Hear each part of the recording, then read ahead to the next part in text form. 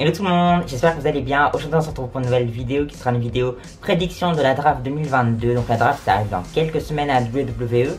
Et aujourd'hui j'ai fait toute une liste de tous les catcheurs qui sont à Raw, SmackDown et NXT. J'ai pas pris NXT UK parce que je pense pas qu'il y aura des gens d'NXT UK qui vont être impliqués dans cette draft cette année. Et donc je vais vous dire où moi je les verrai dans les prochaines semaines. Donc dans quel roster, donc soit entre Raw ou SmackDown. Pour moi la draft cette année ça sera un peu comme la draft en 2016, genre ça va être un peu le renouveau. Parce que je pense qu'il y aura pas mal de call-up de NXT, genre 5, 6, moi c'est pas mal, 5, 6 quand même. Et quelques superstars qui vont aller à Raw et d'autres à SmackDown, enfin bref c'est le but de la draft. On va commencer par toutes les superstars qui selon moi vont aller du côté de Raw. Alors vraiment j'ai tout le roster, donc par exemple là le premier c'est Akira Tozawa, donc il n'y a pas d'ordre, hein, c'est vraiment par ordre alphabétique selon les rosters, c'est un peu bizarre mon tableau. Alors pour moi Akira Tozawa il va rester à Raw pour rien faire. Antidote Dawkins et Montesor vont aller à Raw, enfin ils vont rester à Raw du coup parce que je pense que la division par équipe va un peu renaître. Et du coup je pense qu'il faut les Street Profits encore un petit peu en équipe, quelques mois. Et ils resteront à Raw selon moi. Également je pense qu'il y aura des titres qui vont, soit Triple H qui va créer un nouveau titre mondial, soit Reigns il va perdre, soit ils vont se séparer. Mais moi je pense vraiment les titres ils vont revenir comme avant. Chad Gable également je pense qu'il va rester à Raw avec Otis, ça fait 2 équipes. Ciampa je pense qu'il va rester à Raw parce qu'à SmackDown je vois pas trop ce qu'il pourrait y faire. Enfin il pourrait faire quelques trucs, ce que je veux dire c'est qu'à Raw comme c'est 3 heures on peut y mettre plus de personnes, moins stars, parce que Ciampa je pense qu'il va devenir une star maintenant, c'est cool ça.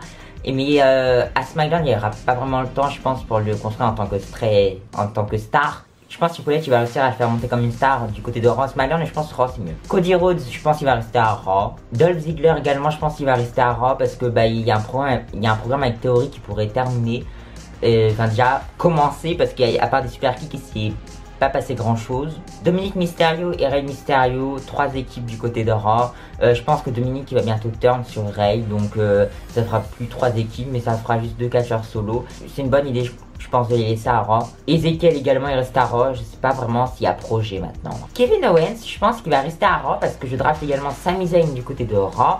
Donc tous les deux ils fassent équipe et ils battent les Usos et ils nous arrêtent la Bloodline là. Ils deviennent champions par équipe, en plus ils sont super drôles.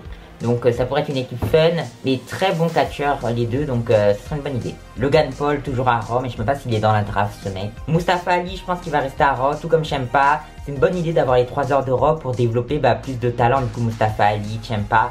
J'ai également laissé MVP pour qu'il reste avec Omas également du côté de Raw, parce qu'à SmackDown, laisse tomber. Otis, il reste à Raw pour être avec Chad Gable. Randy Orton, s'il fait son retour, il va revenir à Raw pour Riddle, et comme ça ils pourront peut-être enfin commencer un programme entre les deux en 1v1 après RK Bro. R-Truth pour être comme Akira Tozawa, pourquoi pas mettre les deux en équipe, genre 2 qui foutent rien, qui sont pas mauvais catcheurs en soi, mais on les met en équipe, ça ferait de nouvelles équipes. Seth Rollins je pense qu'il va rester à Raw parce que ce mec c'est une superstar de Raw.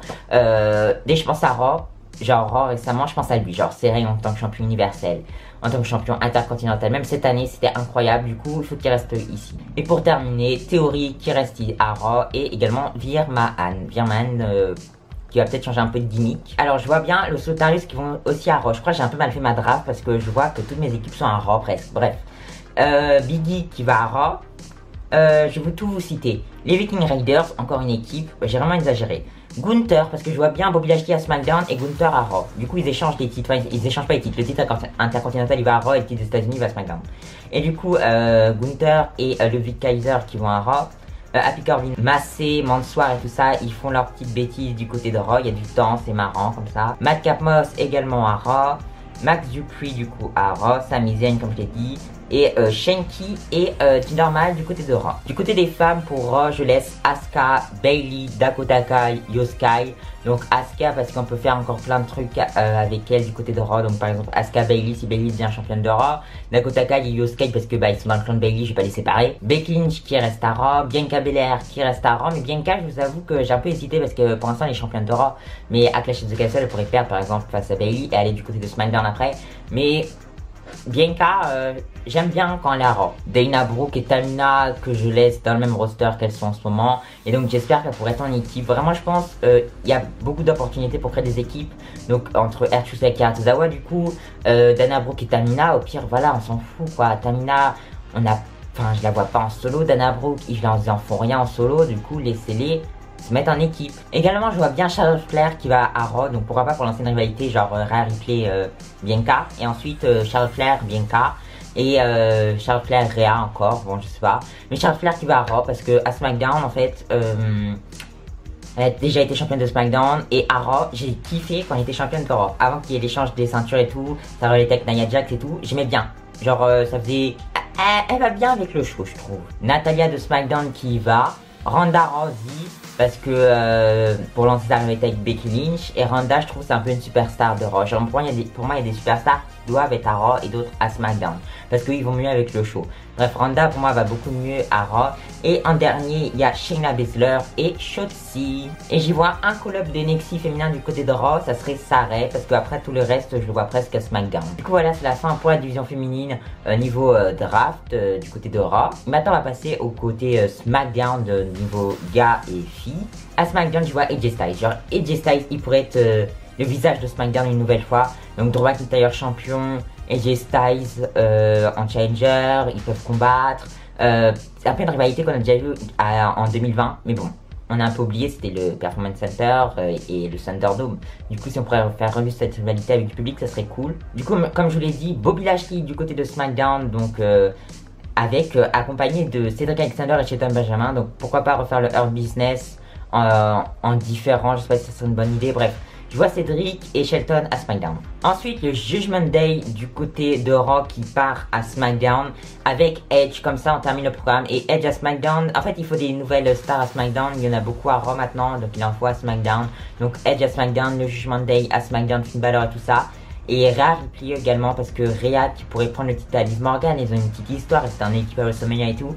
Et donc comme ça on peut avoir Finn Balor qui devient champion également, Damian Priest qui devient champion, un nouveau membre qui va dans le Judgment Day qui devient champion de tag avec Damian Priest, enfin bref, Judgment Day couronné, Judgment Day qui pourrait être également le visage de SmackDown, bref. J'y vois beaucoup dans ce clan, mais je pense pas qu'il y aura énormément de choses dans ce clan malheureusement. The Miz du côté de SmackDown également, parce que The Miz, genre The Miz, je le kiffe à SmackDown, genre The Miz et le titre intercontinental, je trouve ça va bien ensemble. Du coup, The Miz Gunther, pourquoi pas. Robert Roode séparé Dolph Ziggler qui va à SmackDown, qui retrouve Glorious. Et Robert Roode, on lui retrouve un peu une nouvelle jeunesse, il va changer pour le titre intercontinental en tant que mid-carder en attendant, parce que maintenant c'est Triple H, peut-être qu'il pourrait revenir dans le main event. Mais avant, je pense, il faut qu'il se reconstruise un peu. Également T-Bar, on le recrée, il redevient Dominique Dijakovic et tout ça. Vraiment T-Bar, stop cette gimmick et on retrouve notre catcheur de NXT. Également Butch, Drew Gulak, Drew McIntyre à SmackDown, les Usos à SmackDown, le New Day à SmackDown. Je voulais séparer le New Day, les Usos, mais bon finalement pour refaire un match en équipe. Hein. Rick Boogs à SmackDown, Nakamura à SmackDown, Ridge Holland à SmackDown, Ricochet à SmackDown, Sheamus à SmackDown, Xavier Woods à SmackDown. Bref, pas mal de gens qui restent à SmackDown, mais sauf qu'en fait il y a de la nouveauté qui arrive et il y a des gens qui partent. Et du côté des call-ups, je vois Braun Breaker à SmackDown. Je vois les Creed Brothers et Roderick Strong à SmackDown et Ivy Knight du coup que je drafterai à SmackDown aussi, donc Diamond Man. Carmelo Hayes à SmackDown, Legado del Fantasma à SmackDown. Et Grayson Waller à SmackDown, Giovanni Vinci, comment on dit, bref, à SmackDown, Solo Sikoa à SmackDown, Wesley à SmackDown et Zion Queen à SmackDown. Peut-être quelques-uns de Raw quand même, qui vont à Raw. Mais parce qu'il y a beaucoup de catcheurs qui sont à Raw, du coup, même si Raw ça dure plus longtemps, je l'avais vraiment trop mis à Raw, du coup j'en ai mis pas mal de NXT à SmackDown. Donc Wesley va faire un peu avec Ricochet, comme je l'ai dit dans ma vidéo, j'aimerais beaucoup dans ma vidéo Ricochet en 2022. Zion Queen parce que apparemment il voulait le mettre dans le main roster. Personnellement je trouve qu'il a rien fait à NXT, donc pourquoi pas, déjà il fait quelque chose d'intéressant à NXT parce que je l'aime bien. Legado del Fantasma qui pourrait feuder avec Butch et tout ça, je sais pas le nom de clan, c'est quoi le nom du clan de Sheamus? C'est les The Brawling Brutes, un truc comme ça. Bref, il pourrait feuder et puis voilà. Je voulais pas mettre Grayson Waller dedans parce que je trouve qu'il y a encore pas mal de choses à faire à NXT, mais il a plus de 30 ans. Donc faut l'emmener quoi maintenant en main roster tout de suite. En plus il catch plutôt bien. Malheureusement NXT on le voit pas assez je trouve, mais c'est un bon lutteur quoi. J'ai oublié quelqu'un mais j'ai mis Cameron Grimes qui va à Raw. Et du côté des filles qui vont à SmackDown, Alexa Bliss à SmackDown pour faire un programme Liv Morgan, Alexa Bliss. Et même après quand Liv Morgan elle aura perdu le titre, je sais pas l'année prochaine par exemple. Bon je pense que ça va le perdre avant. et bah pour être en équipe toutes les deux. Et puis je pense que la division tag féminine elle va revivre avec Dakota Kai et Io Sky et tout ça.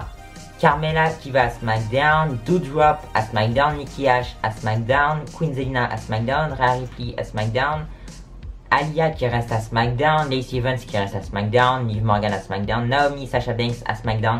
Naomi, Sasha, il y a les rumeurs comme quoi vont revenir et tout. Bon bref, je fais comme si elles étaient là à SmackDown. Raquel Rodriguez à SmackDown et Sonya Deville et Xia Li du côté de SmackDown. Ensuite, comme call-up de NXT, je ramène Alba Fire. C'est urgent, Alba Fire, faut qu'elle vienne du côté de Raw, SmackDown. Bon, je l'ai mis à SmackDown. J'ai mis Elektra Lopez à SmackDown, mais pour être avec les Gatos del Fantasma. Hein. Mandy Rose et Toxic Attraction à SmackDown. Et Tiffany Stratton, que je kiffe. Genre, elle a super bien. Sa gimmick, j'aimais pas. Mais en fait, sa gimmick, je m'en fous quoi. Elle catch trop bien. Et j'espère qu'ils vont pas trop changer son thème quand ils vont faire la version Death Rebel, parce que c'est pas encore son vrai thème. Parce que je le kiffe. Du coup, voilà, c'est la fin de cette vidéo. N'hésitez pas à me dire votre avis sur cette draft. Donc, elle est un peu brouillon. Il y a quelques trucs à modifier.